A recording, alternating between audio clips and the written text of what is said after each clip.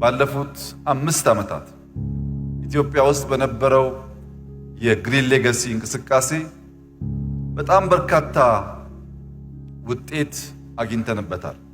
በአትክልት፣ በፍራፍሬ፣ በሀገር ውስጥም ለውጭ ኤክስፖርትም ውጤት እያገኘን መጥተናል።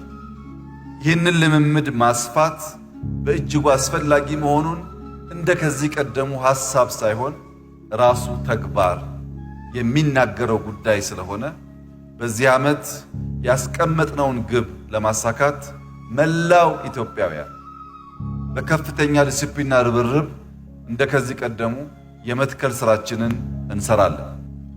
የሃይማኖት አባቶች፣ ሽማግሌዎች፣ ወጣቶች፣ ታዳጊዎች መትከል ይኖርብናል። ይህ ባህል በጣም አስፈላጊ ነው።